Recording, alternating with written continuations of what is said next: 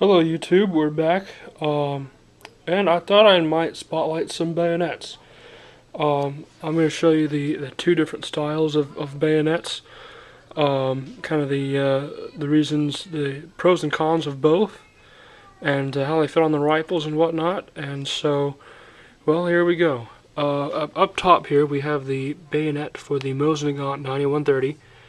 As you can see, it looks like a spike, and that's exactly what that is.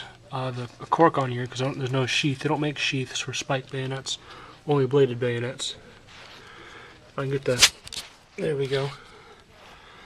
If you see, the sides are not very sharp at all.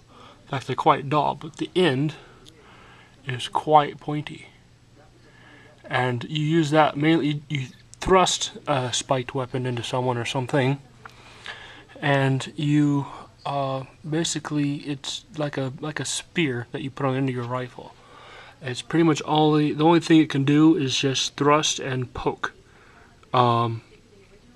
which is good because it can get through thick clothing. I know during World War II the Germans, especially in the Eastern Front, it was really cold, and so the Germans would wear very thick clothing and very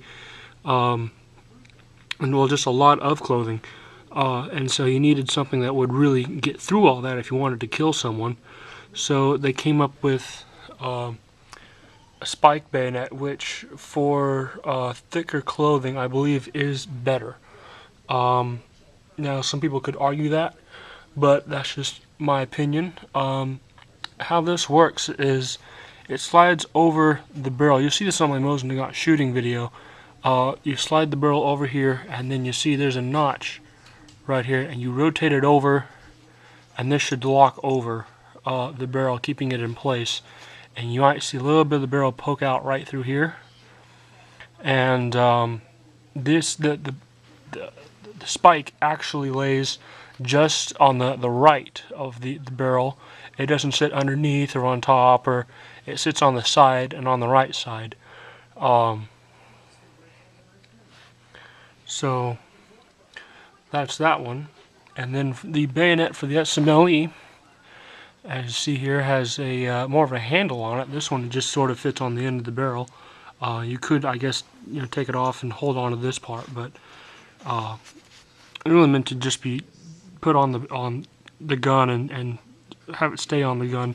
Because what the Russians did, I've grounded this out in the middle so I can take it on and off at will. But they used to have it so tight that it was meant to just be put on and left on.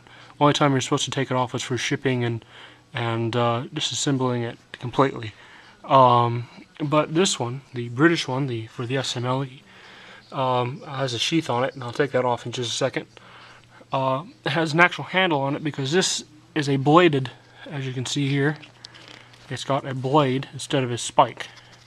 Now, I prefer a bladed bayonet. I think it gives you more options in combat because you have a very pointy end at the end, and then you have a blade all the way down the side. So you could use it as your knife and as a bayonet. So you got dual purpose with one weapon.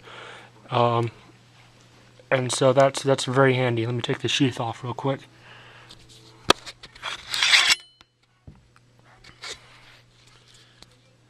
There's the blade. As you can see, you can use the end here to poke, and all the way long down here until about here it's sharpened, and here it gets dull and there's no blade, but all the way down there's a blade that will cut, and you can use that as your combat knife. So you hold on to the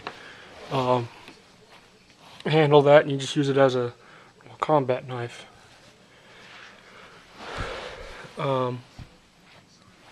And so I like that. I like how it has a dual purpose effect. I think, and in this one, is made to be taken on and off at will, obviously, if it's going to be dual purpose.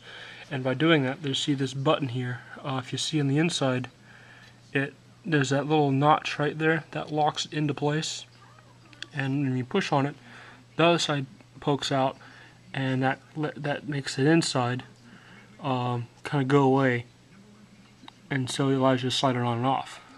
because that's what holds it on the gun. And so it's quite easy to take on and off. Well, when you want it to.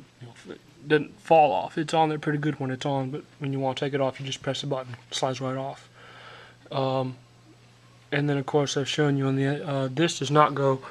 This hole right here does not go over the barrel. It goes over that little notch off the end of the rifle. And so, and a lot of people think, with like the M1 Grand, the longer bayonet for the M1 Grand, it's like the loop slides over the barrel. And a lot of people complain and think that will mess with their accuracy.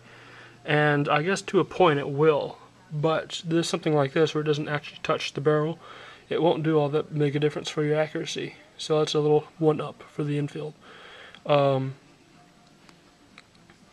And so these are both the different style bayonets. Both work very well. If I were to walk into combat with one, I'd prefer the bladed one because you can use it to stab and slash, where this one is purely just stabbing. So yeah, just like to spotlight the two bayonets, and I hope you guys liked my little rant or whatever you want to call that, and see you next time.